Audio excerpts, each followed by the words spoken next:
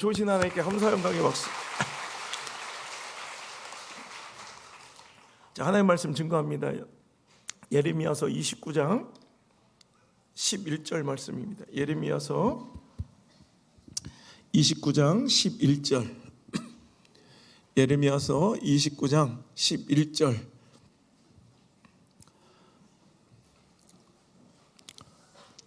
예레미야서 29장 11절. 조금만 이게 울리는 것 좀 빼주시고, 조금만 선명하게 보내주세요. 예레미야서 29장 11절 말씀. 자, 함께 읽을까요? 시작. 여호와의 말씀이라 너희를 향한 나의 생각을 내가 아나니 평안이요 재앙이 아니니라. 너희에게 미래와 희망을 주는. 아멘. 하나님은 실수가 없으십니다. 제가 아는 우리 하나님은 실패가 없으십니다. 그 하나님께서 여러분의 인생에 전반전 혹은 소강 상태 혹은 처참하게 패하고 있는 여러분의 인생 가운데 혹은 2025년도의 전반전을 끝내고 후반전을 시작하는 그 역사적인 그 전환점, 이 하프타임에 여러분들 불러 모아 실수도 실패도 없는 우리 감독님께서, 우리 성령 감독님께서 여러분의 인생을 승리로 이끄시기 위한 여러분 영적인 작전 타임을 지금 내리시고 있는 거예요. 오늘 시간 말씀은 그저 어떤 레파토리나 그냥 공허히 외쳐지는 어떤 행사가 아니라 여러분에게 분명하게 주시는 이렇게 살라는 하나님의 작전 지시일 줄 믿습니다. 여러분 아무리 명감독이 와서 작전 지시를 내려도 플레이하는 선수들이 필드에서 그 작전을 따르지 않으면 그 전술과 전략이 절대로 그 안에서는 통하지 않는 거예요. 여러분 우리 하나님의 역사가 여러분의 삶의 필드에서 정말로 작동되고 적용되고 능력을 발휘하려면 우리는 그 말씀을 정말 권위 있게 듣고 그 말씀을 준행해야 된다는 거예요. 오늘 첫 번째 하나님의 작전 지시입니다. 이렇게 살면 반드시 승리합니다. 이렇게 살면 반드시 승리합니다. 그 첫 번째 작전 지시는 버티고 견디고 살아내라. 다 같이 시작. 버티고 견디고.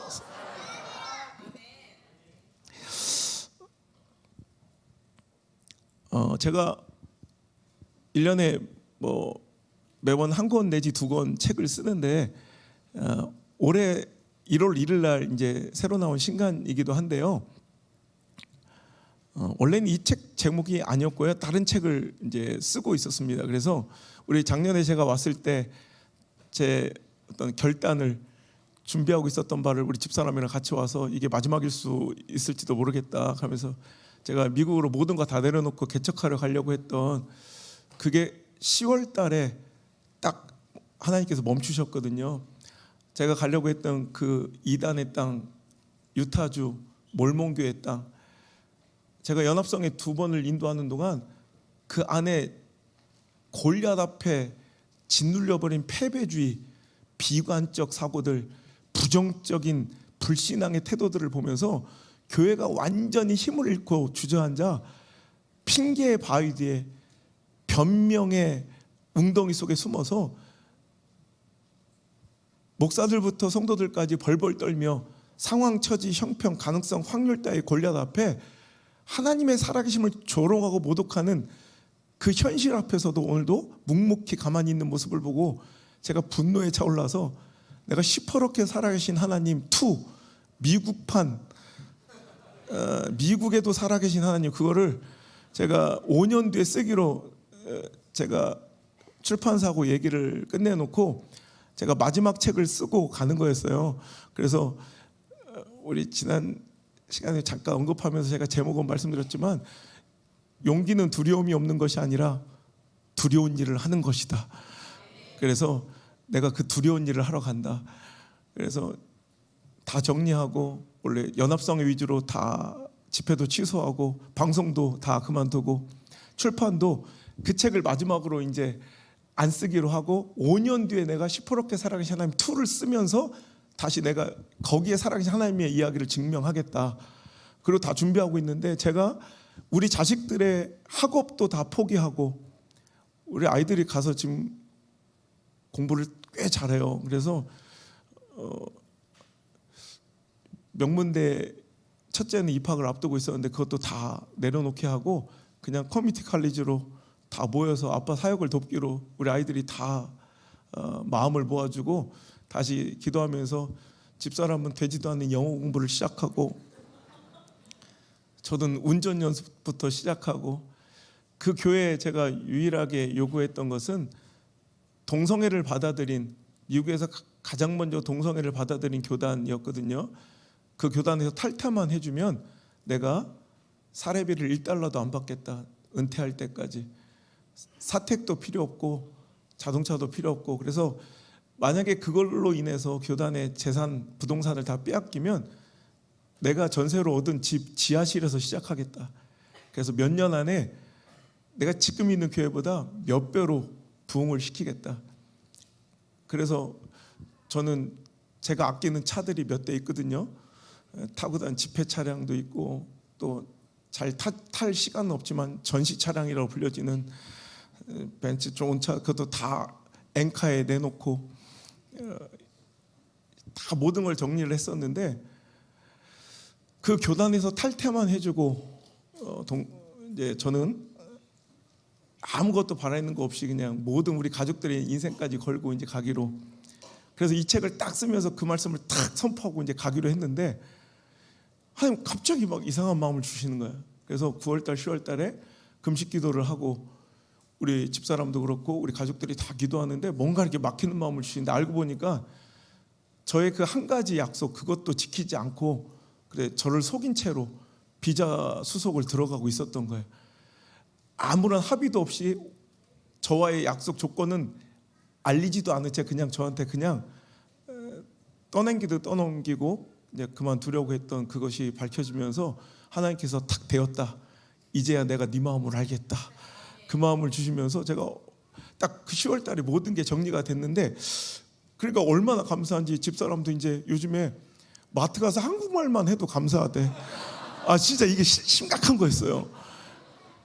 막 갑자기 마트에서 막 울어. 그래서 왜 그럴까? 이렇게 한국말로 장을 볼 수 있는 게 얼마나 감사해요. 원래는 4월 달부터 우리가 가기로 돼 있었거든요. 3월 달에 매년 제가 집회원 금남교회까지 집회하고 정리해가지고 4월 달부터 가기로 이렇게 했었는데 지금 매일매일이 너무 감사해요. 그런데 문제는 뭐냐면 다 감사한데 책이 좀 멋이 없는 거야. 용기는 두려움이 없는 것이 아니라 두려운 일을 하는 것이다. 탁 해놓고 가면 겁나 멋있는데 그래도 출판사에 물어봤어. 조금 안 멋있죠? 그랬더니 예 목사님 탁 가면 멋있는데 약간 또 안 멋있대. 그래서 딱 감동을 거두셔서 싹 정리하고 급하게 다시 쓴 책이 바로 이 책이에요. 버티고 견디고 살아내라. 그때는 알지 못했지만 왜 이 책이 2025년도 그 시작에 급하게 나와야 됐는지 하나님은 우리나라의 이 상황을 통해서 교회들의 극단적 분열과 본질을 잃어버린 정말 이게 교회인가 싶은 그런 엉망진창의 혼란스러움과 갈등을 보여주면서 이 책이 딱 이맘때 필요했던 것을 하나님은 아셨던 거예요. 나오자마자 한 달 만에 5세 이상이 팔리면서 막 그냥 막 팔려나가는데 야 책 많이 팔려서 좋다 기분 좋다 이렇게 아니라 어떤 마음이 드냐면 이 시대가 이렇게 아프구나. 얼마나 교회가 얼마나 목사님들이 얼마나 성도들이 아프고 상했으면 마음이 이런 책을 그냥 너도 나도 찾아 읽으려고 거기서 위로 받으려고 하는 그 마음들이 너무 안타깝고 애틋했어요. 오늘 우리가 그 혼란스러움과 그 가슴 아픈 시간을 우리 뭐 국가의 문제뿐만 아니라 각자도 다 맞이하면서 어느 누구 하나 그냥 적당하게 행복하게 살아가는 사람 없이 각자의 문제로 슬퍼하며 이 어린아이들마저도 다 힘들고 어려운 시간을 보내고 있더란 말이죠. 여러분 우리만 힘든 게 아니더라고요. 애들도 힘들더라고.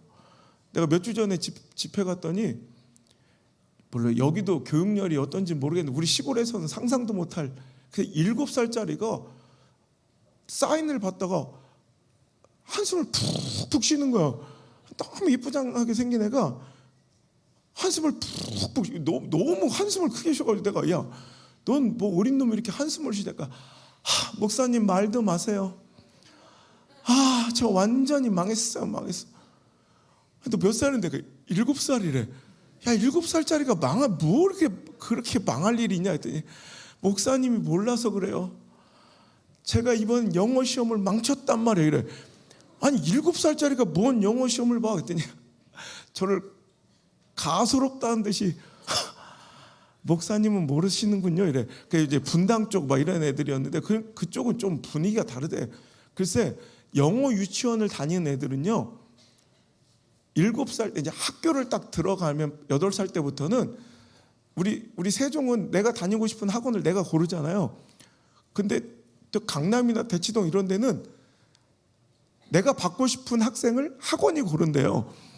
그래서 시험을 봐서 아이들을 내가 돈 갖고 오면 다 받아주는 게 아니라 시험을 봐서 받아준대요. 그래서 7살 때 영어 레벨 테스트를 잘 봐야 영어 시험을 걔들은 이제 뭐 기말고사라고 하던데 그걸 잘 봐야 그 명문 학원들을 들어갈 수 있대. 근데 그 아이가 그 시험 때문에 너무 속상해하는 거야. 그래서 그걸 7세고시라고 하대. 7세고시. 강남에서는 그 7세고시가 어마어마한 뭐 이런 행사인가 봐요. 그래서 우리는 잘 모르겠는데 걔들은 그 막 치열한 그 싸움 가운데 그 R 발음이 잘 안 된다고 이번에 혀 밑바닥을 이렇게 여기 가운데를 이렇게 찢는 수술을 그렇게 한대요. 혓바닥을 한국인들은 구조상 그 R 발음이 안 되는데 우리는 R이 어디 있고 L이 어디 있어? 다 리을 받침이지. 근데 그게 안 된다고 그 애 7살짜리 애 혓바닥을 뒤집어서 그걸 찢을 일이야 그래? 난 그게 너무 슬픈 거야. 그러니까 애들도 한숨을 팍 쉬면서 야, 애나 어른이나 다 힘든 시대를 살아가고 있구나. 오늘 이 힘든 시간을 살아가고 있는 여러분들에게 주시는 하나님의 약속과 하나님의 말씀을 저는 전달하러 온 심부름꾼입니다. 오늘 그냥 행사로서 당연히 벌어진 사건이 아니라 오늘 여기 앉아있는 여러분들에게 주시는 하나님의 선명한 약속일진데 분명한 하나님의 말씀일진데 오늘 저를 통해서 꼭 듣고 그 말씀 가슴에 새기고 돌아갔으면 좋겠습니다. 최승호 작가라는 분이 있어요. 춘천 분이신데 숭실대 문예창작과 교수이기도 한 이 최승호 작가의 시는요 북어, 아마존 수족관, 대설주의보, 눈사람 살인사건 등 약간 시대적 상황을 좀 반영하고 또 철학적 사유와 깊은 사고를 요하는 되게 이렇게 좀 어려운 시를 좀 난해한 시를 많이 쓰시는 분이에요. 그러다 보니까 이분의 시가 교과서에도 실리고요. 수능 문제로 혹은 수능 모의고사 문제로 단골 출제되는 그런 시가 되었어요. 제가 알고 있는 것만 해도 6번 이상 이제 수능 모의고사에 출제가 되었거든요. 수능 시험에도 출제되었고. 그러니까 최승호 작가가 이 최승호 교수가 이제 약간 궁금하고 호기심이 나더래요. 자기 시가 대입 시험에 수능고사에 실렸다는 게 너무 신기하고 궁금해서 그 문제를 구해다가 풀어봤다는 거예요. 그랬더니 문학 시간 여러분 언어 영역에 나오는 대부분의 이런 시에 대한 관련된 문제는 대부분 어떤 문제예요? 이 시를 쓴 작가의 의도는 대부분 다 이런 문제더래요. 그러니까 자기는 너무 뭐 껌이지 뭐 왜? 이 시를 누가 썼어? 내가 썼어. 이 작가, 이 시를 쓴 작가의 의도를 묻는 시험에 그는 너무 자신 있게 세 문제를 답해서 풀었대요. 그런데 다 틀렸대요. 아니 내가 쓴 시인데 내가 쓴 시에 의도를 묻길래 내가 이런 의도로 썼어요라고 답했는데 땡! 틀렸어요. 아이고.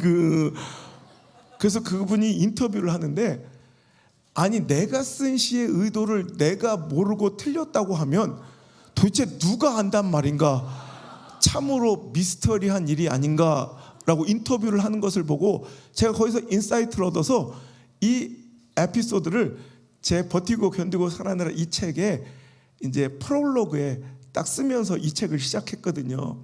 참으로 황당하고 여기 있는 모든 사람들이 웃을 수밖에 없는 이 어처구니 없고 미스터리한 일이 우리 샘선릉 교회도 버젓이 벌어지고 여러분의 삶과 가정에도 지금 버젓이 일어나고 있다면 여러분 어쩌시겠습니까? 그럴 일이 없을까요? 여러분 오늘도 우리 상황 속에서 우리 삶 속에서 정말 원치 않는 아픔과 불행과 어려움이 찾아와 숨막히도록 고통스럽고 눈물 나며 정말 어찌할 바를 알지 못하고 오늘도 눈물을 흘리며 어떤 분들은 입을 틀어막고 누구에게 토로하지도 못한 채 때로는 남편에게도 속 시원히 얘기하지 못하고 친정 부모에게 털어놓지 못한 채 또 어떤 남편은 가족들에게도 다 털어놓지 못한 채 혼자 그 무거운 아픔을 여러분 씹어삼키며 입을 틀어막고 새벽에 소리도 못 내고 흐느껴 울어야 됐던 수많은 인생들이 있을 줄 압니다. 우리 자녀들 지난주에 제가 한번 봤는데 우리 자녀들도 마찬가지야.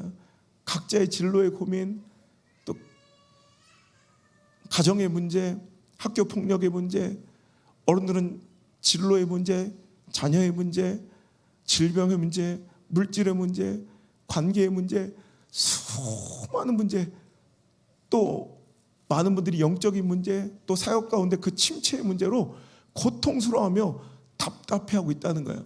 자, 그렇다면 오늘 우리에게 찾아온 이 문제는 그냥 살다 보니 재수없이 복불복 찾아온 문제일까요? 우리 삶 가운데 절대로 우연이 없음을 믿는 것이 우리의 신앙입니다. 여러분 문제 또한 시험 또한 다 그분의 허락이 없이는 우리에게 찾아올 수 없는 시간임을 우리는 인정합니다. 그걸 우리는 하나님의 섭리라 부르고요. 그것이 하나님의 계획이며 그것 또한 하나님의 역사 속의 한 부분임을 우리는 믿고 있습니다. 고린도전서 10장 13절의 말씀에 의거하면 하나님이 내주시는 문제와 시험은 우리를 너무너무 사랑하시는 하나님의 그 마음 때문에 우리가 감당할 수 없는 시험은 주시지도 아니하시고 또 우리가 그 문제로 인해 허덕일 때는 반드시 피할 길을 내사 우리로 하여금 능히 그 시험을 그 문제를 감당하게 하신다라고 말씀을 통해 우리에게 일러주시며 이 시험을 내주신 출제자가 누구라고? 이 문제를 내주신 출제자가 누구라고? 하나님이시라고 분명히 밝히고 계시다는 거예요. 자, 그렇다면 이 문제와 시험을 내신 출제자의 의도는 누가 제일 잘 알고 계시겠어요? 바로 하나님이시라는 거예요. 시를 쓴 작가 최승호가 그 시를 쓴 작가의 의도를 가장 잘 알고 있는 것처럼 오늘도 우리에게 찾아온 시험과 문제를 내신 그 출제자만이 나를 향하신 그분의 출제 의도와 이 문제를 나에게 허락하신 그 뜻이 계획이 여러분 가장 잘 알고 있는 분은 그분이실진데 전 그분의 뜻을 여러분을 향한 그분의 마음을 지금 전하러 온 거예요. 여호와의 말씀입니다. 이건 제가 여러분을 사랑해서 우리가 이제 6년 동안 만나 친밀해졌으니 우리 정말 잘해봅시다 이렇게 여러분의 감정을 건드리고 힐링파리 하러 온 게 아니라 여러분 감정을 만져주는 어떤 상담해 주러 온 것이 아니라 인문학 강좌하러 온 것이 아니라 여러분 제 의견과 소견이 아니라 당신을 향한 하나님의 말씀입니다.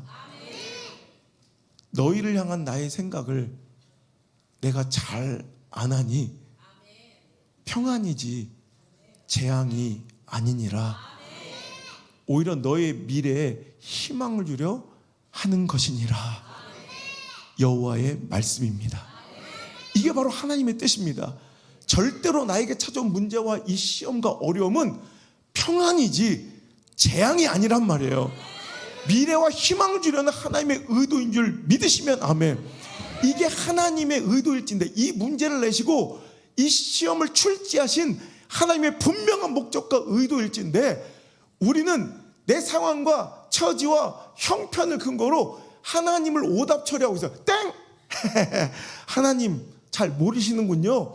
내 사정을 잘 모르시는군요. 우리 집구석을 잘 모르시는가 보군요. 내 자식 새끼를 잘 모르시나 보네요. 내 남편을 잘 모르나 보네요. 내 통장 잔고를 못 보셨나 보네요. 하나님 틀렸어요. 끝입니다. 끝났어요. 재앙입니다. 조졌어요. 뭐라고 얘기하고 있지는 않느냐는 거예요. 아니죠. 아니, 그분의 의도를 그분이 모른다면 누가 할 거냐는 거예요. 우리 샘손농 교회를 향한 하나님의 의도를 하나님이 제일 잘 아시지. 여러분 가정을 향한 하나님의 목적은 하나님이 제일 잘 아시지. 당신의 인생과 자녀들의 인생을 향한 하나님의 뜻은 하나님이 제일 잘 아시지. 뭘 근거로 하나님을 오답 처리하며 스스로 절망하며 낙심하며 포기하며 끝장내려 하고 있냐는 거예요. 오늘도 무엇인가 끝내려 했던, 무엇인가 포기하려 했던, 무엇인가 절망하며 오늘도 스스로 무너지고 있던, 혹은 스스로 파괴적인 결정과 행동을 하려 했던 사람들은 잘 들으셔야 돼요. 여호와의 말씀이니까요. 당신을 향한 하나님의 뜻은 하나님이 제일 잘 아신답니다. 절대로 평안이지 재앙이 아니랍니다. 반드시 버티고 견디고 살아내기만 하면, 이 시간을 인내하고 버텨내면 반드시 하나님의 때, 하나님의 방법으로 하나님 역사하셔서 당신의 미래에 아우성처럼 희망을 주려 하심임을 믿으시길 바랍니다. 오늘의 여러분의 그 한숨 소리는 찬양 소리로 뒤바뀔 것이고, 여러분의 신음 소리는, 그 고통스러운 오늘의 신음 소리는 영광의 노랫가락이 될 것이며, 오늘의 여러분의 걱정거리, 염려거리는 간증거리로 뒤바뀌어 하나님의 존귀한 영광의 여러분 인물로서, 가정으로서, 교회로서 더 존귀하게 높여지면 시대 가운데 사용될 줄 믿으시면 아멘. 그래서 어찌 보면 믿음의 정체를 묻는다면 저는 버티고 견디고 살아내는 게 믿음이에요.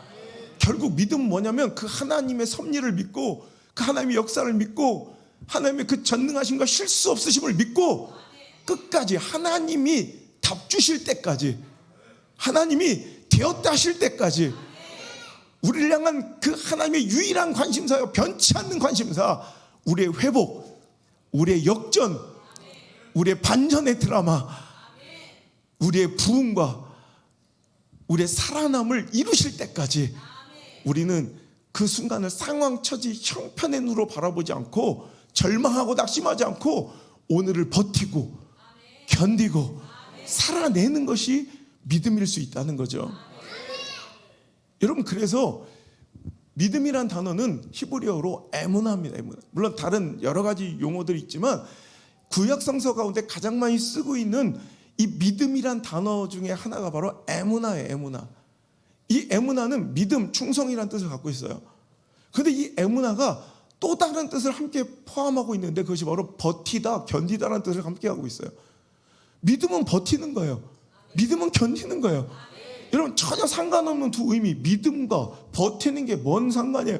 믿음과 충성과 견디는 게 뭔 상관일까 싶지만은, 여러분 잘 들어보시면 이게 영적인 해석이 분명히 가능한 것이, 여러분 믿음이 왜 견디는 것이냐? 여러분, 그래서 에무나, 충성, 믿음 이렇게 번역되어 있는 이 단어, 히브리어 단어가, 여러분 출애굽기 17장에 아말렉과 이스라엘 간의 이 출애굽 간의 전쟁 가운데 모세가 손을 들어 기도하면 여러분 이스라엘 군사가 이기는데, 육신이 피곤한지라 80 넘은 이 모세가 힘이 떨어져 기도의 손이 내려갈 수 있지 않습니까?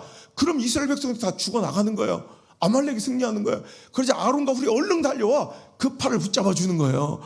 그 밑에 돌을 갖다 여러분 피곤치 않도록 앉게 해주는 거예요. 그랬더니 해가 지도록 그의 손이 내려오지 아니하더라. 여러분 잘 아시는 그 구절, 내려오지 아니더라, 떨어지지 않더라. 그 구절에 쓰인 단어가 바로 다름 아닌 에무나예요. 에무나. 여러분 믿음이라는 단어가 떨어지지 않더라, 내려오지 않더라라는 그 단어에 동일하게 쓰여 있어요. 에무나. 그러니까 이 믿음이라는 에무나 단어는 버티고 있더라, 견디고 있더라. 상황, 처지, 형편, 내 뭐 관계, 감정 따위 필요 없이 어떻게든 버티는 거, 이게 믿음이에요. 그래서 에무나라는 이 단어는 에문이라는 동사 원형에서 와서, 에문은 뭐 진실하다, 지속하다, 뭐 충성스럽다, 뭐 이런 뜻이 있어요. 근데 이 에문이라는 동사는 또 아문이라는 동사의 파생돼요. 아문은 지속하다, 계속 견디다, 믿을만하다, 뭐 이런 뜻이에요. 자, 에무나는 에문은 아문에서 파생. 저 한국말도 잘 못 알아듣겠는데 이거 신학교도 아니고 왜 히브리어를 짓거리고 있냐, 뭐 이렇게 지금 나를 희번덕거리면서 저를 째려보고 있는데, 여러분 어려운 게 아니라 자기들 수준을 아는데 내가 어려운 거면 얘기하겠어요. 여러분 오늘 여러분들은 눈을 껌뻑껌뻑하면서 이렇게 뭔 소리냐 이러고 있지만, 실은 여러분 이 자리에 있는 여러분 모두가 다 아는 얘기예요. 여러분 즐겨 쓰는 단어예요. 교회만 다니면 저렇게 주구장창 내뱉는 말이에요. 네, 아멘. 그게 바로 아문에서 나온 거예요. 우리가 아멘 아멘 하는 건 얼쏘 잘한다 막 추임새 이게 아니라, 이 아멘의 정체는 아멘, 아문, 에문, 에무나 그렇습니다. 저는 그 말이 진실인 줄 믿습니다. 그리 되길 소망합니다. 이 말 안에는 어떤 뜻이 담겨 있냐면, 당신의 신실하심을 믿고, 당신의 실수 없으심을 믿고, 저는 오늘 사망의 음침한 골짜기에 발 딛고 있지만 내 처지는 망한 것 같고, 내 형편은 끝난 것 같고, 내 상황은 누가 봐도 소망 없어 보이지만, 재앙처럼 보이지만, 난 하나님의 신실하심을 믿는 거로 오늘을 버티고 견디고 살아내겠습니다. 아멘은 그래서 올소라는 내 기준에서 터져나오는 감탄사가 아니라, 이 아멘의 주체는 하나님이 되시는 거예요. 하나님이 오르신 거로, 하나님이 실수 없으신 거로, 하나님이 실패 없으신 거로 나는 오늘 버틸 수밖에 없습니다. 견뎌내겠습니다. 그러니까 오늘 여러분의 그 아멘이 진짜 유효하려면 어떻게 해야 돼요? 여러분의 삶 속에서 상황에 짓눌리지 말고, 처지와 형편에 기죽지 말고, 오늘도 여러분 가능성 확률 따위에 여러분 기죽지 말고, 관계와 감정 따위 휘둘리지 말고, 세상 누가 뭐라고 나를 왕따를 시키든 말든, 나를 끝났다고 선언하든 절망을 포기를 선언하든 말든, 그런 거 다 필요 없어. 하나님만 바라보며 오늘 난 믿음으로 버티고, 하나님 약속으로 견뎌내고, 믿음으로 반응하며 살아내는 것, 이것까지 이행돼야 이 아멘이 정직한 거고, 이 아멘이 유효한 거고, 이 아멘이 내 삶의 진짜 아멘이 되는 것입니다. 여러분 삶에 아멘이 넘쳐나길 주 여러분 축원합니다. 그 아멘은 소리로서만 이 공간 안에 머문 것이 아니라 내 삶 속에 버팀, 견딤, 살아냄, 그 인내를 통해서 진짜 힘과 능력이 발휘되는 줄 믿으셔야 합니다. 여러분 오늘 갖가지 상황과 처지의 형편에 정말 너무너무 지긋지긋한 그 상황이 나를 옥죄이고, 이건 끝나지 않을 것 같은 어두운 터널 같은 그 문제와 그 관계의 문제 속에서, 답답함 속에서 어떻게도 이것들이 풀어질 것 같지 않은 이 소망 없는 이 어둠의 한복판에서 당신을 향한 하나님의 그 선명한 약속만큼은 이번 수련회 가운데 꼭 듣고 가셨으면 좋겠습니다. 사랑하는 내 아들아, 사랑하는 내 딸아, 너를 향한 나의 계획과 내 생각과 내 목적이 이루어져 너의 상황이 회복되고, 네가 다시 존귀하게 일어나고 더 정금과 같이 빚어지고, 오늘도 역전되어 대반전의 드라마의 주인공으로 내가 너를 세울 때까지 제발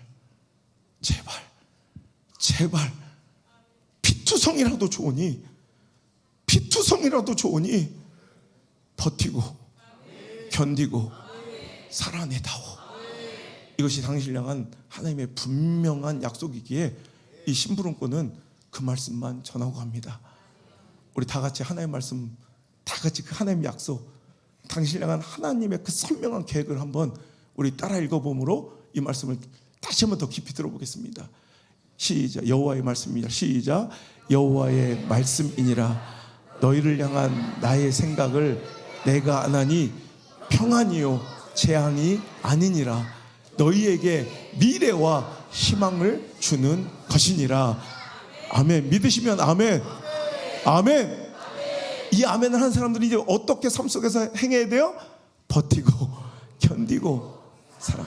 아문, 에문, 에무나까지 가야 돼. 믿습니까? 여러분 지금은요 이 시간이 너무 공포스러워. 마치 하나님이 나를 파괴시켜 버릴 것 같고, 하나님 나를 버리신 것 같고, 하나님 나를 떠나신 것 같고, 하나님 나를 심판하여 다시는 안 볼 것처럼 냉정하게 나한테 대하시는 것 같지 않아요? 하지만 여러분, 창조의 순간부터 그 마지막 심판의 그날까지, 창세기부터 요한계시록까지 하나님의 변하지 않는 당신을 향한 계획과 관심은 여러분의 회복이지, 여러분의 부흥이지, 여러분의 존귀함이지, 여러분의 역전이지, 절대로 당신을 진멸하거나 파괴하는 것이 하나님의 목적이 아니라는 거예요. 때로는 내가 불순종하고 상황에 타협하여 불신앙 가운데 살아가 하나님과의 죄담이 막히고 거리가 멀어져 정말 내 심령의 연약함을 내가 알고, 내가 봐도 내 꼬라지가 정말 초라하기 그지없고 내가 거울에 비친 내 모습이 꼴도 보기 싫을 때도 있지 않습니까? 나는 나를 포기할지언정 우리 하나님은 절대로 나를 버리지 않더라고요. 여러분, 오늘 찾아온 나의 상황과 처저 형편이 너무 두렵기만 하고 끝난 것처럼 보일 때가 있어요. 그래서 다 포기하고 내려놓고 싶을 때가 있지 않습니까? 그럴 때 여러분, 이 말씀이 생각났으면 좋겠어요. 여러분, 옛날에 우리 외국인 연예인들이 지금은 막 판을 치잖아요. 한국말을 우리보다 샘선동교회 성도들보다 더 잘해. 타일러라는 친구는 너무 똑똑하고 말도 한국 사람 어떻게 저런 어휘를 알지라고 싶을 정도로 정말 너무너무 막 능숙하게 한국말 잘하는 친구들 많잖아요. 이태리 사람 알베르토, 인도의 럭키, 프랑스의 파비앙 같은 애. 나 얼마 전에 공항에서 이게 탁 나오는데 막 사람들이 막 이 정도는 아니었는데 내가 몇 명 모인 건 봤어요. 어디 시드니에서 한번 그때 몇십 명까지 봤는데 근데 사람이 확 와서 막 몰려가고 있어. 이렇게 근데 그 수천 명이 막 갑자기 내를 싹 치다가 뒤에 이강인이 나오고 있더라. 이강인. 그래서 열받았는데 그때 어디서 많이 본 사람이 막 뛰어가고 보니까 그 파비앙 씨가 있잖아요. 파비앙 알아요? 파리에서 온 프랑스 온 거기 이강인 막 골수 팬이가 막 그냥 레프리카를 들고 막 뛰어가더라고. 그러면서 한국말을 얼마나 잘하는지, 저거 한국인인가 저거 프랑스 놈인가. 지금은 그런 사람이 너무 많은데 옛날에 우리 좀 어렸을 때만 해도 외국인이 피부 허옇고 눈알 파랗고 막 혹은 검은 사람들이 막 한국말을 겁나 신기하고 그랬다고. 옛날만 해도 한 30년 전만 해도. 요즘에는 세계 곳곳 어디 나가도요 외국인들이 다 제가 한국인 걸 알면 한국말 한두 마디를 다 던져요. 요즘 K컬처가 막 대단해요. 막 이럴 때 유학을 했어야 돼.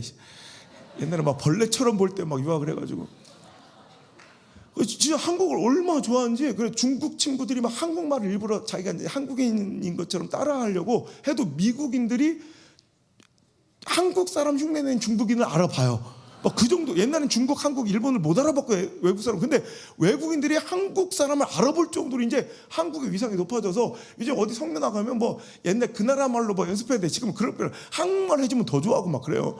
요즘에 너무 좋아졌는데. 그래서 옛날에 우리 30년 전만 해도 그런 외국인들의 이런 연예인 진출이 거의 없을 때 그런 외국인 연예인들의 1세대 시조라고 불리는 두 사람이 있어요. 로버트 할리 아시죠? 예, 고개 끄덕거리는 분들은 나이 많은 걸 회개하셔야 되는 사람이에요. 그리고 한턱100개 하실래? 막 알죠? 그 몰몬교 출신이에요.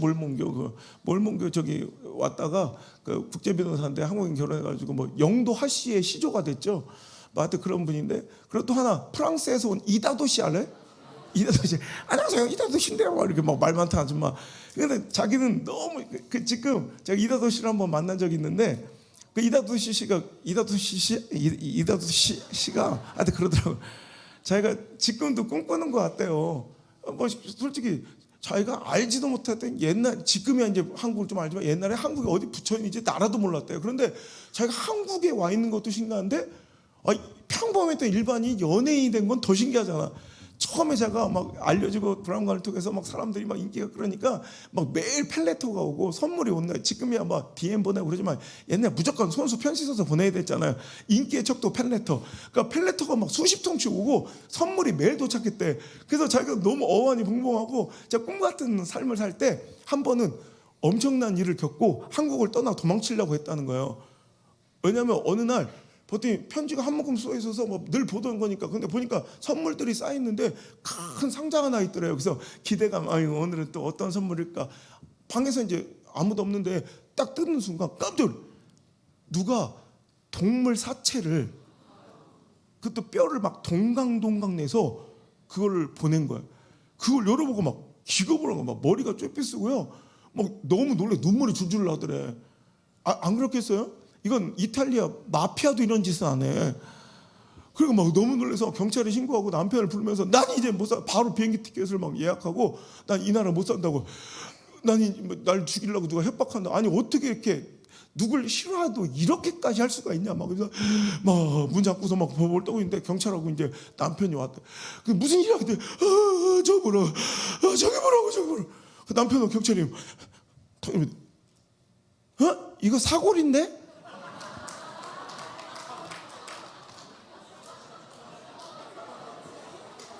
소족. 이거 널 사랑해서 주는 거요. 너 건강해지라고. 동물 사체, 동강난 뼈다귀. 근데 그게 우린 여러분 사족, 여러분 소족, 우리는 사골 누구한테 줘요? 귀한 사람, 사랑하는 사람한테. 얘 너 밥은 제대로 먹고 다니냐? 너 얼굴이 반쪽이다. 그 말 듣지 마라. 그러다 돼지 돼. 엄마는 항상 내가 20kg가 쪄도 반쪽이래 항상. 그러면서 내 사랑하고 귀한 사람이 정말 조금이라도 연약해지고 힘들까봐 그를 더 사랑하고 아끼고 보호하고 잘 되기 위해서 정말 내 마음 담아서. 여러분 싸지도 않아 소족. 그죠? 이거는 정말 사랑하는 사람한테 주는 1등급. 옛날에 미국은요 이거 저기 사골 소족 이런 거 다 버리는 폐기물이었는데 한국 사람 때문에 요즘에 겁나 비싸. 이제 이런 게 꼬리 이런 거 꼬리 버렸는데 요즘 꼬리도 겁나 비싸. 꼬리곰탕, 도가니 다 주워다 먹으니까 막 이제 겁나 비싸졌어요 지금은. 이제 여러분 보세요. 이게 우리들의 모습이 있어요. 오늘의 뚜껑을 열어보니 처참하고 두렵고 도망치고 싶은 오늘의 상황이 있을 수도 있겠죠. 이건 이다도시의 기준이야. 그때 도망쳐 버렸으면 그가 누리는 영광은, 그가 누린 인기는, 그가 누렸던 그 한국에서 아름다운 추억은 다 없어지는 거야. 오늘도 하나님께서 우리에게 주시는 이 삶이 실은 너무 처참하고 두려워 도망치고 싶을 때도 있어요. 하지만 실은 그 하나님의 뜻과 그 의도를 제대로만 알면 그건 나를 너무 소중하게 아끼셔서 나를 너무너무 사랑하셔서 하나님께 나에게만 주시는 특별한 선물일 수 있다는 거죠. 그래서 여러분 우리는 하나님의 뜻을 이해하는, 그러니까 예배를 왜 드려요? 이렇게 여름 수련회를 왜 해요? 본질의 의도와 목적은 뭐냐면 문해력을 기르는 거야. 그러니까 우리는 너무 수준이 낮아서 하나님의 뜻을 잘 이해를 못해. 그러니까 어린애들 지금 아멘은 하고 있지만 잘 못 알아들어. 솔직히 말하면 그냥 훈련시키는 게 저것도 훈련이니까. 근데 그 애들한테 그 맨날 여러분 그렇다고 애들한테 깎아 먹었어요. 빠빠 줄까요? 맞네. 뭐 이렇게만 하면 애들은 저 수준에 머무니까 어른들 할수 계속해서 더 수준 높은 어휘를 써서 애들이 점점점 잘하면서 어휘력도 문해력도 좋아져야 되는데 요즘 MZ 세대들 저 어린 것들은 문해력이 너무 떨어진 거예요. 책을 너무 안 읽어. 너무 진절머리 나게 안 읽어.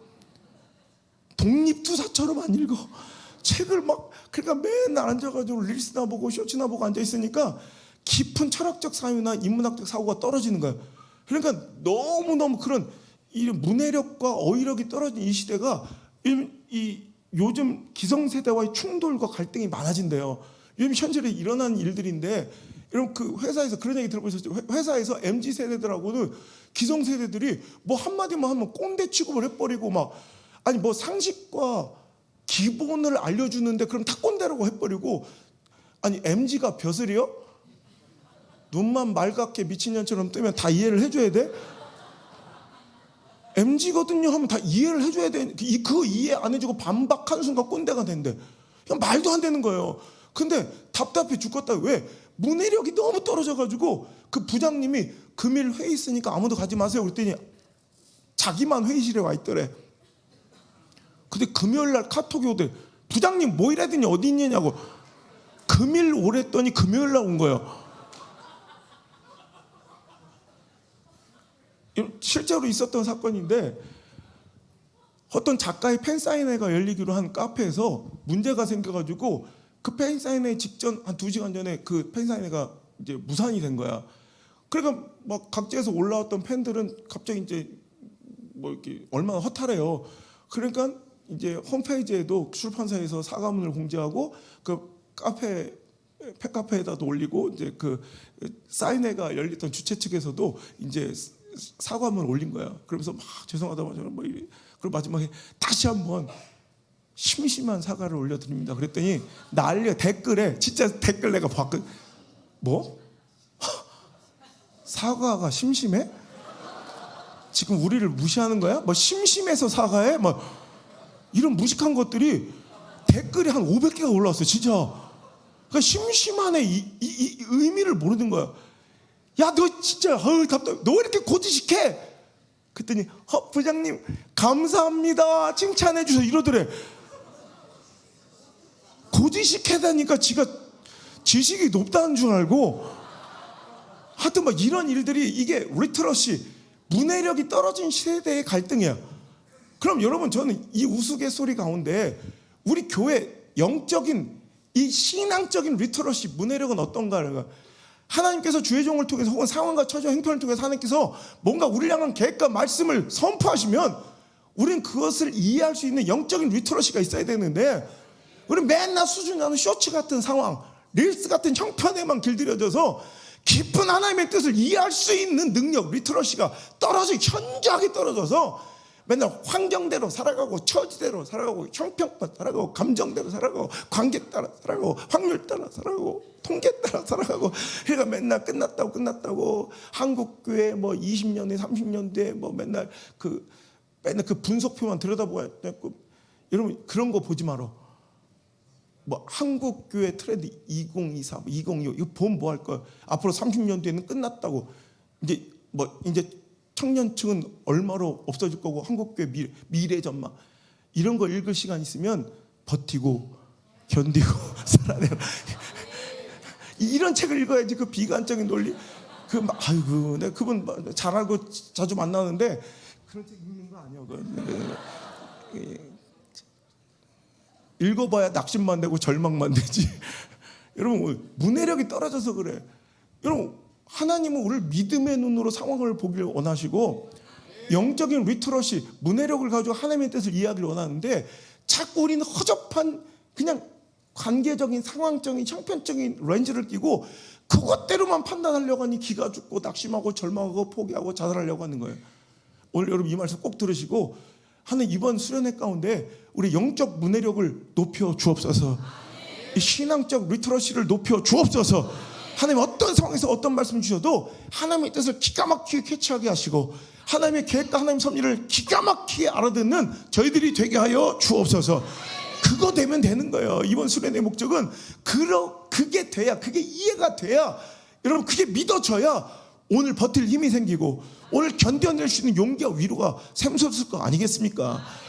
여러분 오늘 고난과 고통은 절대로 나를 파멸시키고 나를 진멸시키고 나를 끌어내리는 것이 아니라 반드시 보십시오. 여러분을 존귀하게 하고 여러분을 높이며 여러분을 명품 인생으로 여러분 만드는 데 사용될 줄 믿으시면 아멘. 내 심장을 겁니다. 내 목숨을 겁니다. 우리 하나님 절대 그러신 분이에요.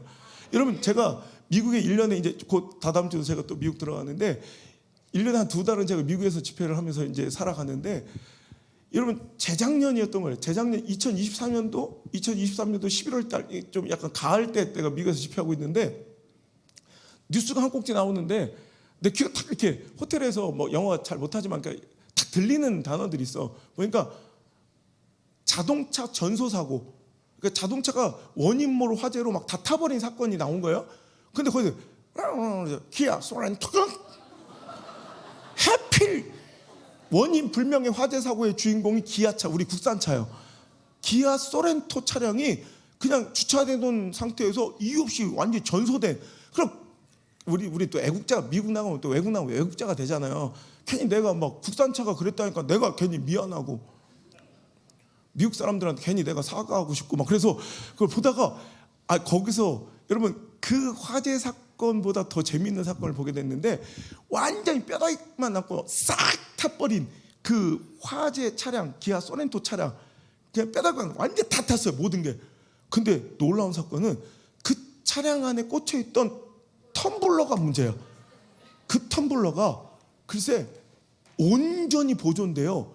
그 안에 음료까지 그대로 보존되고 하물며 그 안에 얼음도 그대로 녹지 않고 있었던 거야. 그래서 그때부터 사람들 도대체 저 텀블러가 뭐냐 난리가 난 거야. 그때까지만 해도 중소기업에 별 볼 것 없었던 그 브랜드는 그때부터 떡상을 해가지고 수많은 사람들의 관심을 받으면서 저 스탠리 에이씨 저 텀블러를 내가 구해다오. 그래서 그 텀블러 품귀 현상이 일어나는데 그 텀블러가 지금 우리한테 너무나도 유명해진 스탠리. 너 스탠리야? 짜바리 아니야 짜바리? 여러분 이 스탠리 텀블러가 이런 시골 세종 땅까지 퍼질 수 있었던 이유. 지금 개나 소나 다 갖고 있다는 스탠리. 그때 당시만 해도 스탠리는 되게 브랜드 가치가 떨어져가지고요 중소기업에 별 볼 것 없는 그냥 제품이었는데 그때 그 화재 사고 때문에 그때 그 화재 사고로 인해서 완전히 차량까지 다 전소돼 부품이 다 녹았는데 이 스탠리만 그대로 보죠. 얼음까지 녹지 않고 있는 상태로 발견되면서 막 사람들이 이 스탠리를 구하려고 난리가 나서 2023년도뿐만 아니고 2024년도 작년이네. 작년 여러분 상반기만 해도요 제가 집회 가면 모든 집회 간 교회 미국 교회에서 맨 선물을 텀블러만 줘요. 텀블러만. 뭐야? 그래 우리 찬장에 스탠리가 한 50개 있어요. 왜냐면 자기들은 무슨 뭐 도자기 하나 막 골동품 막 어려운 도자기 구해오도 나한테 귀한 겁니다. 지금 얘 50불이면 사 이거. 얘는 좀 싼 거예요. 얘는 한 4만 원이면 사 이거.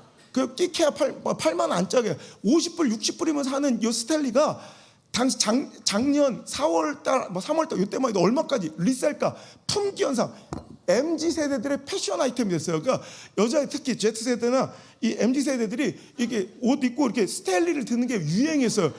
이 스탠리를 못 구해서 난리가. 그래서 이 스탠리 리셀가가 무려 여러분 80만 원까지 갔어요. 80만 원. 요 하나가 여러분 60만 원, 80만 원으로 여러분 떡상을 한 난리가 났었어요. 지금은 그냥 여러분 오늘 쿠팡에 주문하면 내일 와. 뭐 괜히 또 막 눈여겨보다 어린애 거 훔치고 막 도둑질하고 그러지 말고 내일 와. 지금은 그런데 작년까지만 해도 난리였어요 진짜.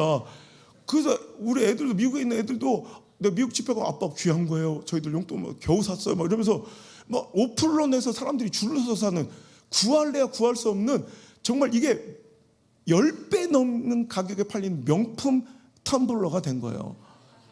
여러분 그것뿐이 아니라 더 중요한 것은 이제 이 텀블러의 인기 때문에요. 이 스탠리의 인기 때문에 이 스탠리가 지금 규격이 이렇죠. 근데 이 스탠리 아시죠? 더 큰 거 1.5리터, 8리터까지 나와서 규격이 좀 다른데 미국 자동차 협회에서 작년에 미국 자동차에서 나오는 컵홀더 사이즈를 스탠리에 맞추기 시작했어요. 이 스탠리가 스탠다드가 된 거예요. 미국에서 공부해 보시면 알겠지만 미국 자동차의 컵홀더 사이즈는 독일차하고 다른 거 아시죠? 텀블러 때문에 아주 골치 아파요. 미국인들은 특이한 자존심이 있어요. 그 센치를 안 쓰고 꼭 인치를 쓰고요. 컵홀더를 벤츠하고는 완전히 달라요. 그래서 제 텀블러가 이 크라이슬러나 이런 데 안 꽂혀요 잘. 근데 그거 포기를 안 해요. 또 이런 말하면 또 입국 거부될 수 있는. Great America, Great Again, I love America, USA. 지금 작살났어요. 지금 막 우리 교회들도 들어갔다 2명 탈락하고 나오고 막 할렐루야 아메리카 막. 그런데 그 자존심 강한 미국 자동차 협회에서 최근에 스탠다드를 바꾼 거예요. 기준을. 이제 스탠리가 스탠다드야. 난 이게 너무 감명 깊은 인사이트예요. 오늘 우리가 갑작스럽게 찾아온 그 화재 없었으면 좋겠지. 기대하고 있지 너희들. 나에게 찾아온 아픔 없으면 좋겠지. 그런데 여러분, 그 화재가 없었더라면 그 스탠리는 그냥 그저 그런 인생으로 끝날 수 있는, 그냥 그저 그런 삶으로 그냥 없어질 수 있는 그런 무명의 인생일 수 있겠지만, 그 스탠리가 그 불 속에서, 우리 스탠리, 니들 앞에 두 번 하려니까 나 조금 창피한데,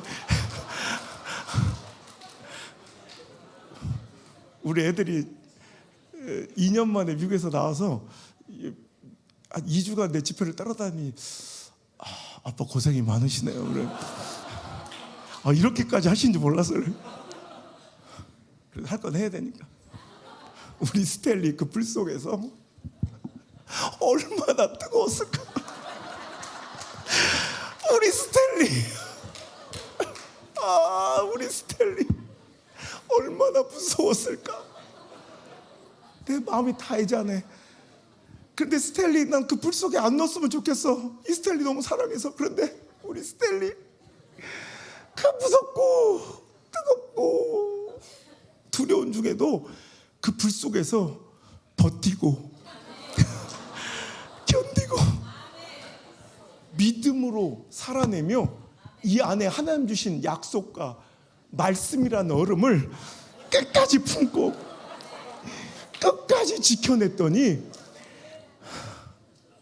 이 스탠리는 저 여염집 평범한 인생이 아니라 존귀한 인생으로 드높여지고 명품처럼 같이 있어져.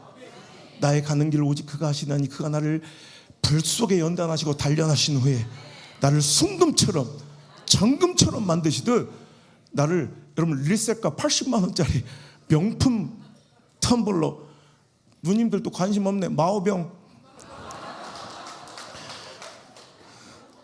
마오병으로 만드시고, 더 나가 이제서 마오병.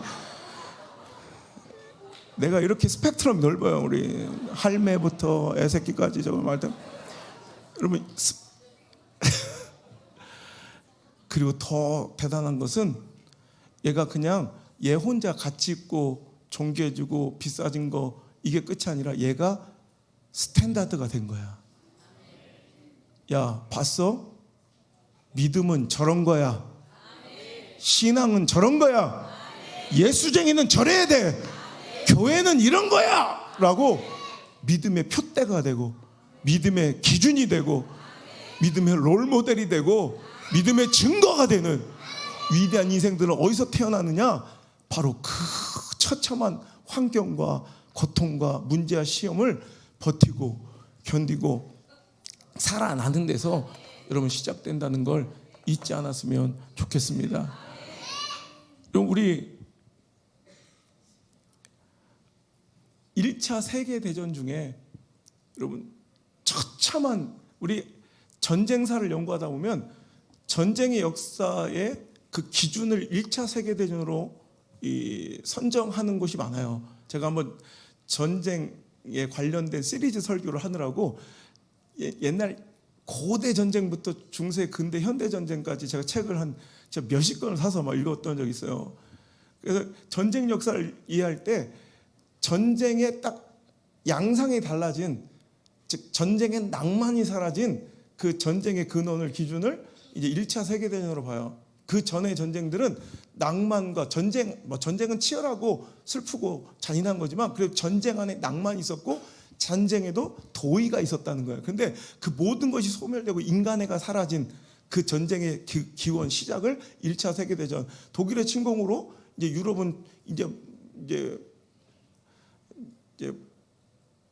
불바다가 되면서 그들은 작전을 세운 거예요. 서부전선 유럽을 간단하게 제압하고, 동부전선 이제 소련을 제압하러 이 서부전선을 끌어다가 동부전선에 배치하려고 했는데, 며칠 만에 끝날 거라고 생각했던 서부전선 유럽이, 이런 프랑스의 끈질긴 저항으로 점령되지 않자 장기전으로 돌입하면서 처음으로 참호전이 시작된 거예요. 참호 아시죠? 우리 군대 갔다 오신 분들은 이렇게 땅콩 파가지고 이제 참호전이 처음으로 이제 공식화되어 이제 실행된 전쟁이 이제 1차 세계대전이라 지금도 유럽 여행 가 보시면 아직도 그 참호의 흔적들이 있어요. 어느 나라도 세계 웬만한 유럽 다 가보면 배낭여행 가다 보면 참호의 흔적들이 그 연결해 보면 700km가 넘어요. 그 정도로 그 참호 속 2m 넘은 참호 속에서 대가리만 내놓고 총 막 쏘니까 함부로 접근이 못해서 그 참호전 그 참호와 참호 사이 100m를 뺏기고 빼앗는 가운데 수백만 명이 죽은 거예요. 하루아침에 요 몇 미터를 전진하는데 10,000명씩 죽어나가는 거예요. 그렇지 않아요? 좀 사격해서 죽이기가 힘들잖아요. 이게 속에 있으니까. 그러니까 그것 때문에 이제 영국은 저 독일군의 참호를 이제 점령하기 위해서 처음으로 여러분 탱크라는 것이 개발돼서 처음 이제 운용된 것이 1차 세계대전이고요. 탱크가 오니까 열받은 독일군이 하지 말아야 될 인류애가 사라진 이 독가스를 풀어버려서 싹 죽여버린 그 독가스가 화학 이 약품이 처음으로 전쟁에 사용된 이것도 이제 1차 세계대전이고 옛날에 그 낭만 이렇게 두두두 기관총으로 막 갈겨서 인명을 살상한 이 첫 번째 전쟁 뭐 1차 세계 막 이래요. 할 때 그런데 이 오래된 참호전 속에서 문제가 생긴 거예요. 간단하게 끝나지 않은 채 우기를 만난 이 참호 속에는 물이 차들어가기 시작했고요. 이제 대소변을 거기다 그냥 이제 다 하다 보니까 여기는 똥물이 된 거 막. 그러니까 막 전염병이 막 퍼지고 거기다가 이제 전사자들이 사체를 제대로 처리하지 못한 채 그 물 속에서 애들이 부패가 심화되니까 이제 쥐들이 나와서 그 시체를 갉아먹기 시작하는데 막 끔찍한 거예요. 막 옆에 막 싸우고 있는데 옆에 여기는 막 똥물이죠. 막 전염병이 돌죠. 전사자인데 내 친구 전우를 막 쥐새끼 와서 갉아먹고 있죠. 그 쥐새끼는 천적이 없어서 막 매일 쏟아진 그 사체 10,000명씩 나오는 이 사체를 막 뜯어먹고 얼마나 살이 올랐는지 여러분 집에 가서 잠들기 전에 꼭 한번 사진 한번 찾아보세요. 1차 세계전 쥐새끼 사진 하면 새벽에 깰 것도 없어 잠을 못 자. 진짜 쥐가 이만해요. 쥐가 어우 막 쥐들 입장에선 매일 명륜진사갈비를 명륜진사를 맨날 간 거야. 매일 가 살이 푸던 것도 찔져가 매일 명륜진사를 간 거야. 그런데 이놈들이 이제 천적이 없고 막 세지다 보니까 이제는 시체만 갉아먹는 게 아니라 살아있는 사람을 공격하기 시작하고요. 그래서 콧대기가 떨어진 사람, 손가락이 잘린 사람 막 그러니까 완전 여기 막 초토화 혼돈. 그때 인터뷰한 사람들의 내용을 보면 자기는 지옥을 갔다 왔다고 그래요. 진짜 이거는 인간으로선 경험할 수 없는 지옥이었대. 그러니까 그 사람들이 이제 막 비는 계속 차들어가죠. 막 너무 춥죠. 그러니까 방수의 역할을 하는 스톰 쉴드라는 기능. 그러니까 우리 군대 갔다 오시면 판초이 같은 거 있죠. 스톰 쉴드, 방한과 방수 역할을 하는 이런 특수한 기능성 군복이 필요했던 거예요. 그래서 판초이 같은 이런 스톰 쉴드 기능의 이런 트렌치 코트를 이제 대량으로 주문해서 공급받게 됩니다. 그 대량으로 그 전쟁 1차 세계대전 중에 그 스톰 쉴드 기능의 그 방수 기능의 코트를 납품한 업체가 여러분 잘 알고 있는 대로 버버리예요. 버버리. 지금 버버리는 명품. 우리 남자들이 가을만 되면 괜히 옷깃을 세우고 첫사랑을 생각하며 낙엽을 낭만. 여러분 지금은 낭만의 상징이 되어버렸고 풍요의 상징이 되어버린 명품 버버리가 실은 어디에서 시작됐냐면 그 참혹한 전쟁, 그 지옥과 같은 현장에서 할 수 없이 만들어진 것이 지금 세월을 지나 명품으로 존귀하게 대접받고 낭만의 상징으로 대접받다는 거예요. 그래서 우리 버버리 보면 시그니처가 이거 견장이죠, 견장. 아니, 버버리 안 입어봤어요? 발발이라도 뭐 있잖아요. 이거 견장 하죠. 그게 바로 장갑과 호루라기를 걸던 장교 그 군복에서 나온 거고요. 그리고 또 여기 보면 D링이라고 알죠. D링, D자 모양의 링. 이게 버버리의 시그니처거든요. 그게 원래는 수류탄 거리예요. 그러니까 지금 그 전쟁의 흔적들을 우리는 알지도 못한 채 풍요의 명품으로만 사용하고 있지만 그것은 가장 처참함을 견뎌낸 명품이라는 거예요. 우리 세종도 요즘에 좀 우아한 분들 이렇게 필라테스 많이 해요. 필라테스. 그 뭐하는지 뭐 개처럼 묶여가지고 이렇게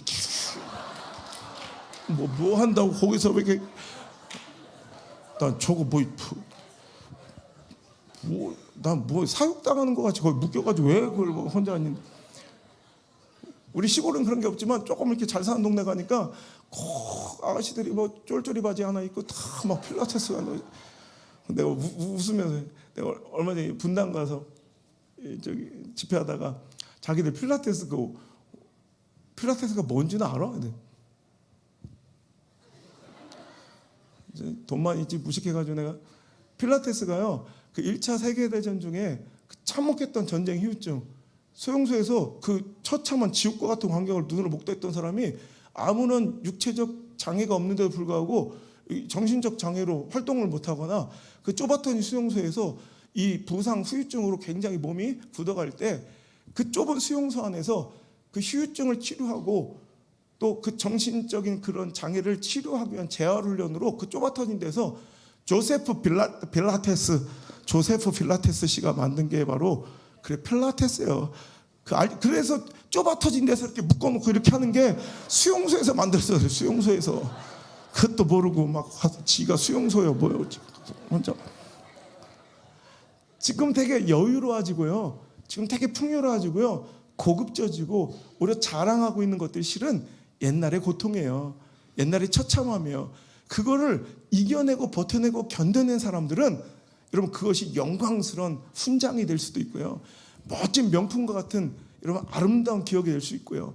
오늘도 스텔리처럼 내 신앙, 내 자녀들, 내 다음 세대에게 물려줄 믿음의 표징이고 믿음의 기준이고 믿음의 표대가 되는 멋진 스탠다드 기준이 될 수 있다는 거예요.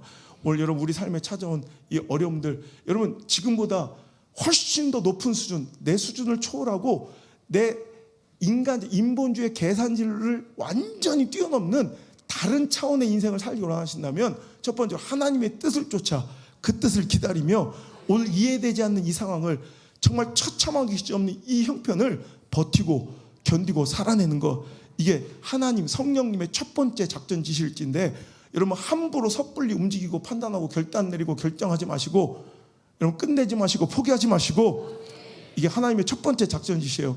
버티고 견디고 살아내십시오. 절대 도망치는 건 답이 될 수 없어요. 도망치면 더 좋은 여러분 아모스서에 사자피 했더니 곧 만나고 속에 벼룩박에 손을 잡을 때 뱀 물린다 뭐 이런 글이 난 그거 볼 때마다 너무 웃긴 거예요. 옛날 우리 어렸을 때 그 저기 B급 영화 중에 그런 거 있어요. 막 패러디한 영화 있잖아. 뭐 총알탄 사나이 뭐 찰리신 알아요? 찰리신? 그런 사람이 막 어떤 명작을 패러디해서 B급 영화로 만든 이런 게 있어서 그러면 거기서 나 제일 막 감명 깊게 본 장면이 그냥 차라리 총 맞고 죽으면 제일 편해. 근데 총은 딱 피했는데 막 그냥 땡땡 했는데 막 했는데 딱 했는데 여기 난로에 손 너무 딱 했는데 막 모서리에 찌고 막 하는데 결국에 처참하게 찢겨주고 막 그거 있잖아요. 그냥 피한다고 더 좋은 때가 오는 게 아니라 사자 피하면 곰이 더 센가? 하여튼 사자 피했다가 곰 만나고 벼룩박 됐다가 손 물리고 막 이런 거 뱀에 물리고 이런 것처럼 오늘 여러분 절대로 내 인생에 도망치는 건 답이 될 수 없어. 오늘 여러분 버티고 견뎌. 여러분 도망치면 고난을 피하잖아요. 하나님 섭리도 사라져요. 그래서 요셉이 채색옷이 찢겨지고 구덩이에 빠지고 짐승처럼 노예로 팔려가고 그 처참하게 난 그 장면이 너무 무서워. 이런 말도 안 통하는데 무슨 일인지도 모르는데 노예 시장에서 상품처럼 서서 팔려갈 주인을 기다릴 때 17살짜리가 얼마나 힘들었을까. 이런 그런 거 다 내 기억에서 없어졌으면 좋겠고 그런 상황 없어졌으면 좋겠죠. 근데 그게 복이 아니라 그 고난을 피하면 요셉에게 이루어질 하나님의 놀라운 계획과 섭리도 사라지는 거예요. 그 무거워. 다른 거 다 참는다고 그래. 근데 난 그거는 못 참겠. 그 돼지 같은 아줌마가 막 갑자기 난 가만히 있었는데 갑자기 밤에 아줌마 왜 그러는 거야 도대체. 아줌마 그러지 마요. 그랬더니 돼지 같은 게 근데 갑자기 미투 해가지고 깜빵에 간 거야. 깜빵. 우라통 터져. 내 스타일도 아닌데 저 죽여버리. 만약에 내가 요셉이었다 봐. 나 총리 되잖아. 내 그년부터 끌어다가 머리털을 다 뽑고 줄이를 틀어서 자기들 성경이 한 이만큼 두꺼워져야 돼. 왜냐하면 나의 잔인한 복수국이 한 60부작으로 아침 드라마처럼. 나 그건 못 참아. 돼지 같은 게 내 스타일도 아닌데. 여러분 감옥 가보면 알아요? 제일 핫발이 취급받는 게 그 강간 미수보며 그 걔들은 뺑기통 옆에 자야 돼요. 그 웃기죠. 지들 다 죄인들인데 그중에 자기들 레벨이 있어요. 그중에 최고 하위 레벨이 저 강간범이야. 근데 요셉이 그래 좀 그럴 법한 거라면 모르는데 그 돼지 같은 그러는데 여러분 이런 거 없으면 좋게 이런 일이 없으면 하나님이 날 사랑하신 것 같지? 절대 그렇지 않아요. 오히려 이런 고난을 통해서 그는 그 수준으로 노력해서 자기 공로로 갈 수도 없어. 스스로는 도저히 갈 수도 없어. 죽었다 깨어나고 샘솟는 게 못 가. 스스로는 우리 스스로는 안 돼. 근데 하나님이 그런 이해되지 않는 평안함의 채색옷을 찢어버리고 원통함의 구덩이에 빠뜨리시고 관계의 깨어짐과 배신감에 여러분 포로로 끌려가게 하시고 무거움과 억울함의 사역의 그 답답한 현실의 터널을 지나게 하시면서 망할 줄 알았는데 끝난 줄 알았는데 내 인생 진짜 이거는 하나님 재앙인 줄 알았는데 아이고 알고 보니까 오히려 평안이지. 미래와 희망과 상상도 못할 축복이었지 망하는 길이 아니더라. 여러분 인생도 마찬가지입니다. 오늘 여러분 피하고 싶고 도망치고 싶은 일이 있다면 여러분 절대로 오늘 이 말씀 듣고 하나님 작전 지시 버티고 견디고 살아내서 하나님의 끝을 보셔야 돼. 하나님 답을 반드시 보셔야 돼. 함부로 도망치지 말고 함부로 그 자리 이탈하지 말고 함부로 내려놓지 말고 함부로 잠수 타지 말고 지켜야 돼. 도망치는 것 이거 최고 악질 습관이야. 잠수 타는 거 더러운 악질 습관이야. 잠수 타는 것들 아주 목사 애간장이 녹아 이것도 도대체. 여러분 로렌 존 리플시라는 사람이 있어요. 미국에 집회하다가 또 재밌는 뉴스 하나를 봤는데 그 양반은 참 불행한 사람이에요. 결혼을 잘못했어. 부인이 뭐 부인 입장도 들어봐야겠지만 자기 입장 그 리플시 입장에서 부인이 정말 로또 같은 여자래. 안 맞아. 참 안 맞아. 처음부터 끝까지 안 맞아. 근데 왜 결혼했을까? 결혼했는데 안 맞아. 너무 그러니까 매일 지옥이었대요. 매일 싸우는 거야. 그러니까 집에 가기 싫은 거야. 가면 막 지옥이야. 맨날 싸워. 죽을 것 같았대. 근데 이혼도 못해. 여러분 아시죠? 미국은 함부로 이혼도 못해요. 이혼하면 그 위자료책이 미국은 굉장히 강화되기 때문에 이혼 잘못하면 망해요. 제가 샌프란시스코도 매년 집회 가는 게가 이렇게 있는데 거기 가면 샌프란시스코 얼마도 안 되는 이 좁아터진 동네에 노숙자가 10,000명이 넘어요. 그래서 샌프란 가보면 공항 내리면 제일 먼저 듣는 소리가 목사님 똥 조심하세요. 똥 조심. 똥이 이게 사람 똥인지 코끼리 똥인지 막 똥 피해 다니는 노숙자들이 막 그냥 똥 싸질러 싸고 마약하고 쳐눌러 있고 이게 소돔과 고모라야. 그런데 그 중에 제가 이제 그 식사 봉사 같은 걸 이렇게 가끔씩 따라가 보면 끔찍한데요. 그 중에서 되게 많은 사람이 이혼하고 나서 파산당한 사람이 많아요. 이혼한 이후에 위자료 때문에 파산해서 거기 와 있는 사람도 많아요. 그러니까 리플 씨도 이혼하고 싶은데 이혼도 못하는 거야. 돈이 없어서. 얼마나 불행해. 돈이 없어서 이혼도 못하고 맨날 치열하게 싸우는 거야. 막 너무 어느 날 싸우는데 자기 인생이 지긋지긋하더래. 근데 이런 생각이 들더랍니다. 내가 차라리 이 집에서 이 여자랑 사느니 교도소에 가는 게 편하지 않을까? 그럼 이 여자랑 합법적으로 헤어질 수 있잖아. 돈도 안 들고 그리고 밥도 나오고. 자기 그게 싸우다가 지옥 같은 이 집에서 이 여자랑 사느니 차라리 감옥이 편하겠다는 생각이 들어서 싸우다가 내가 이 여자랑 싸울 게 아니다. 감옥으로 가. 그래가지고 뛰쳐나와서 편의점을 털려다 보니까 이거 며칠 안 살겠더래. 그래가지고 안 되겠다. 큰 걸 해서 오래 살자. 그래서 은행을 털러 간 거야. 일부러 잡힐 요량으로. 깜짝아 마, 나 은행 강도다. 그러면서 막 잡힌 거야. 일부러. 그래 이제 그러면 이제 이 여자 안 볼 수 있으니까 너무 행복해가지고 재판장에 섰는데 판사가 그 뭐 이야기를 듣더니 내린 판결 리플 씨 선고를 내립니다. 가택연금 6개월.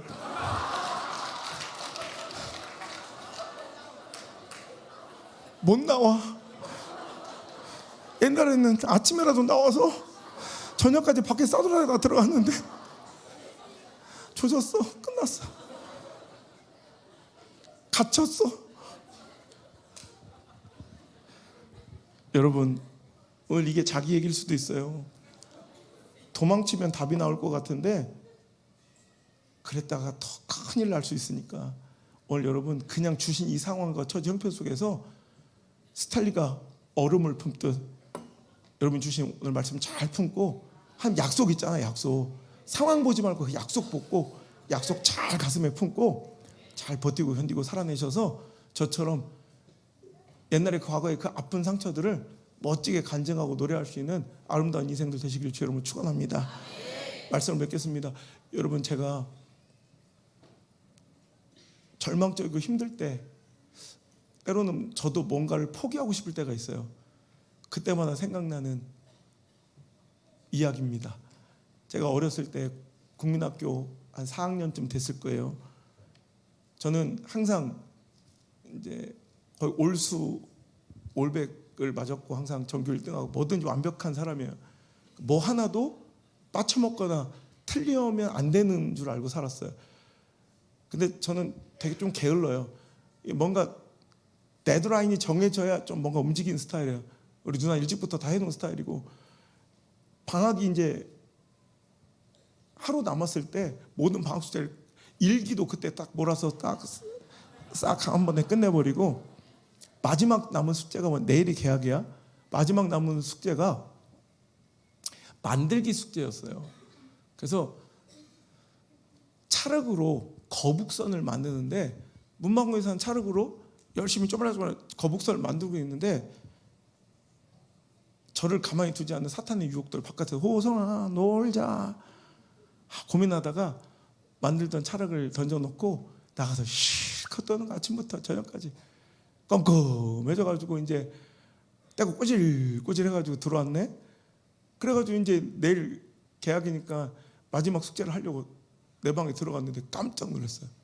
아침에 던져놓은 이 찰흙이 돌덩이처럼 딱딱하게 굳어서 뭘 만질 수가 없는, 도저히 소망이 없는 상태로 발견이 된 거야.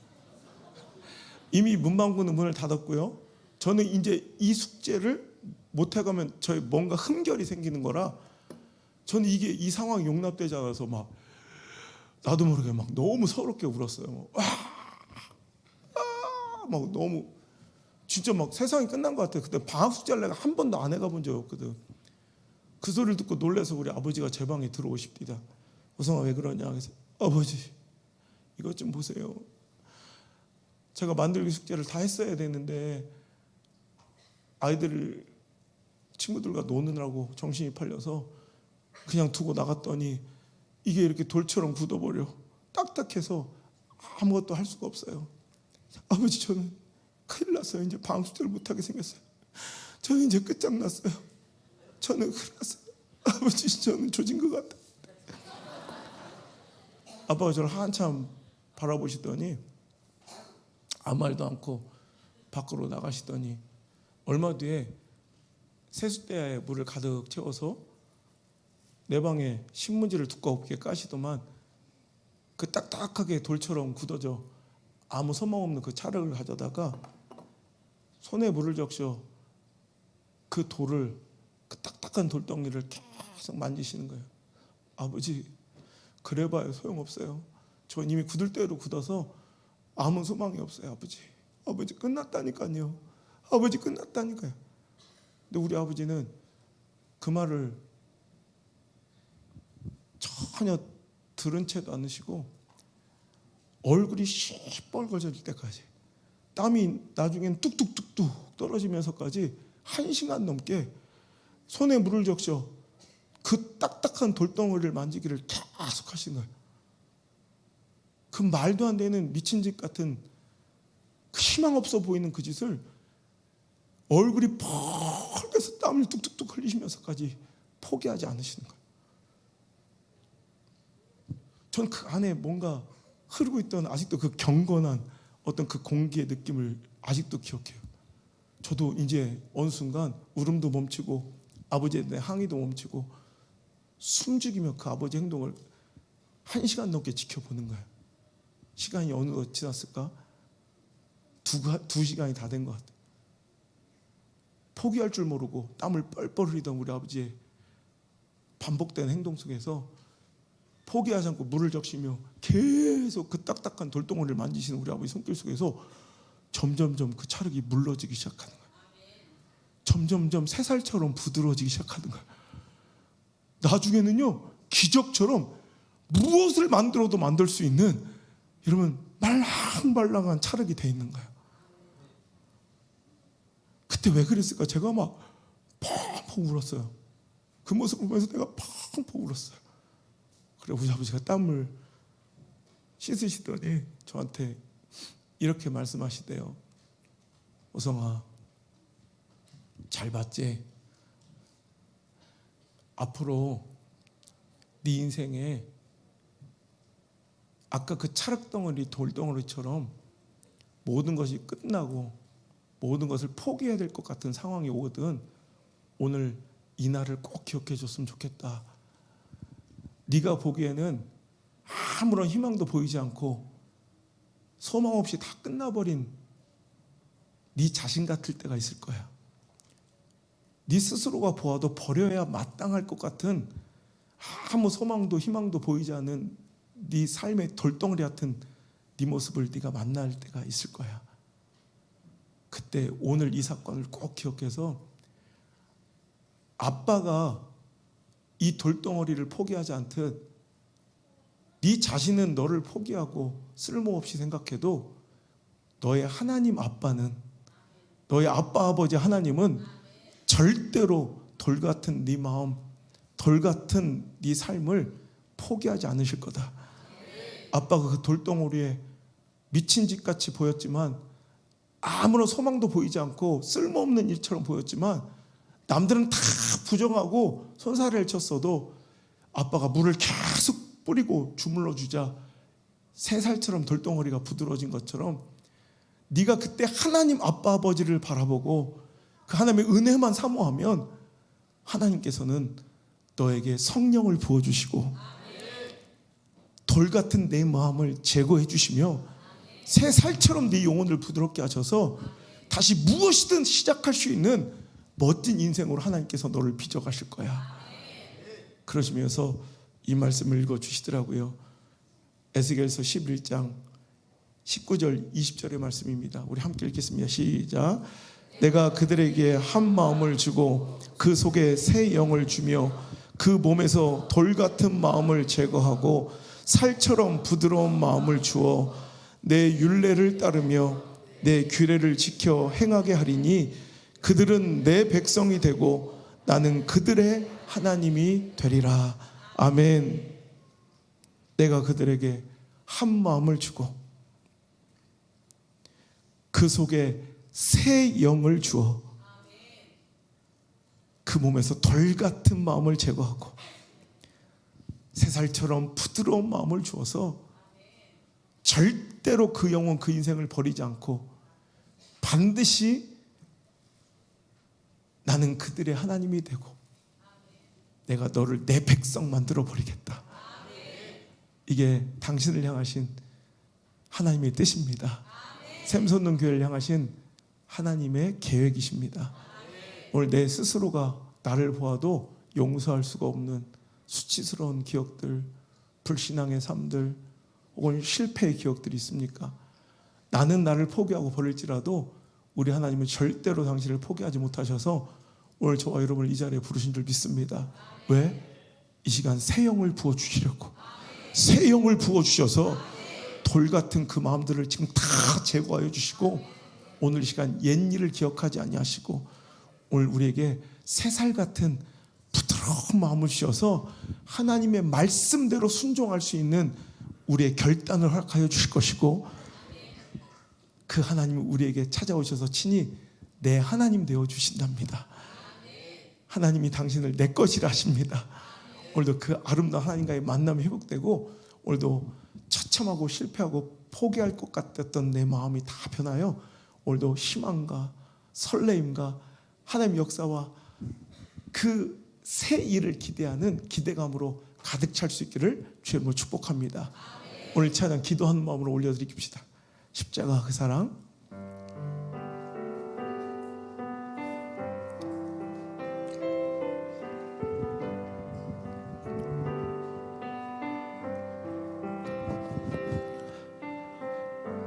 십자가 그 사랑 멀리 떠나서 무너진 나의 삶 속에 잊혀진 그 은혜 돌 같은 내 마음 돌 같은 내 마음 이 시간 어루만지사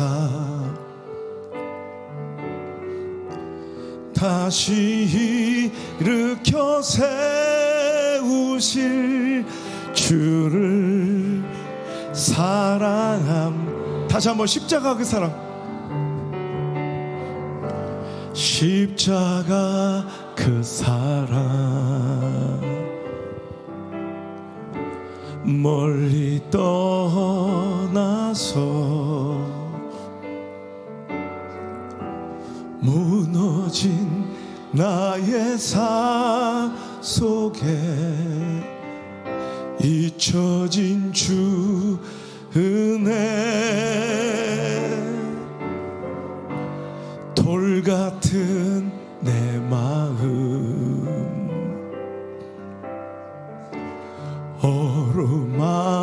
어루만지사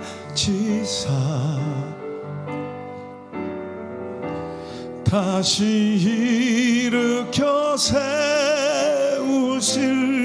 주를 사랑합니다. 주 나를 보하시고 날 붙드시리. 나는 배롭고 존귀한 주님의 자녀라.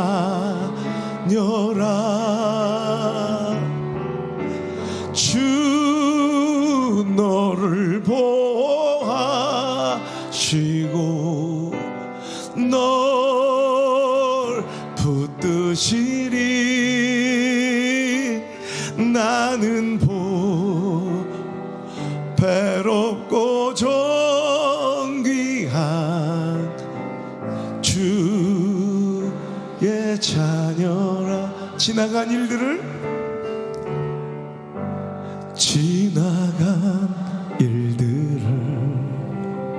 우리 하나님은 기억하지 않고 이전에 행한 나의 모든 악한 일들을 행한 모든 일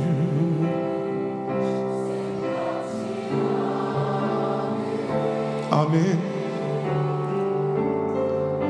사막의 강물과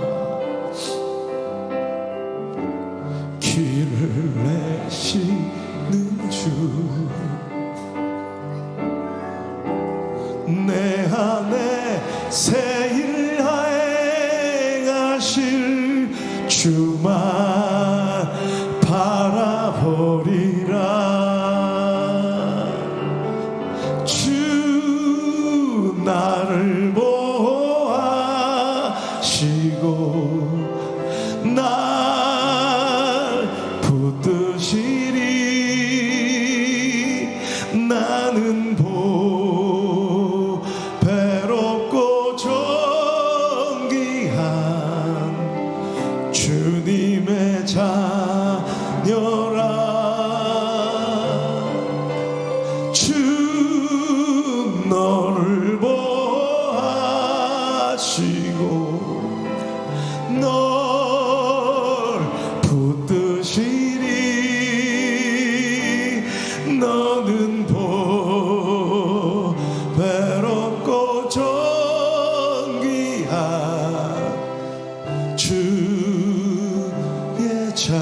다시 한번 주 나를 보호하시고 믿으셔야 합니다. 주 나를 보호하시고 날 붙드시리. 아멘. 나는 배롭고 존귀한 주님의 자녀라. 아멘. 잊지 마십시오. 주 너를 보호하시고 널 붙드시리. 너는 배롭고 존귀한 주의 자녀. 우리 목소리로만 주 나를 보호하시고 날 붙드시리. 아멘. 나는 배롭고 존귀한 주님의 자녀라.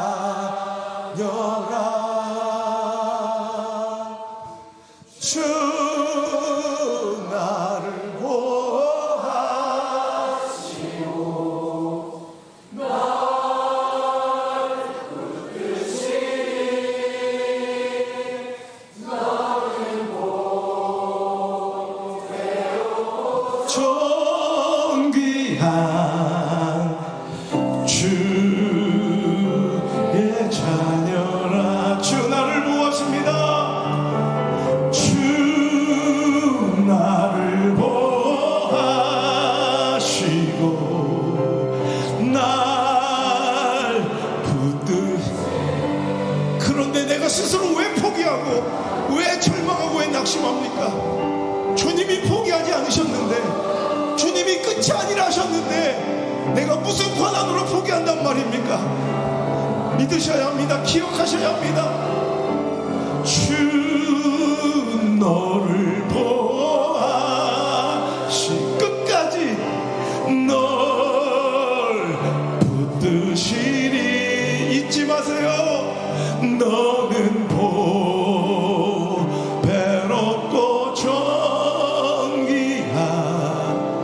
주의 자녀라. 오늘 이 시간 이 말씀, 이 약속 붙들고 기도할 때 하나님의 첫 번째 작전 지시를 들었습니다. 오늘도 상황과 처지와 형편에 매몰되지 않게 하시고, 환경과 처지에 주눅들지 않게 하시고, 관계와 감정에 휘둘리지 않게 하시고, 가능성과 확률에 쫄지 않게 하시고, 오늘도 오직 하나님의 말씀과 하나님의 약속만 바라보며 끝까지 버티고 견디고 살아내게 도와 주옵소서. 버티는 것이 믿음입니다. 견디는 것이 믿음입니다. 하나님의 때, 하나님의 방법으로 하나님 그 약속 이루실 때까지 주여 이번 수련회 가운데 버틸 힘을 허락하여 주옵소서. 견딜 수 있는 소망을 허락하여 주옵소서. 살아낼 수 있는 믿음을 나에게 공급하여 주옵소서. 돌같은 절망의 마음을 제거하여 주시고 다시 희망의 새살 같은 마음을 우리에게 부어 주시옵소서. 주의 이름을 간절히 외쳐 부르며 기도합니다.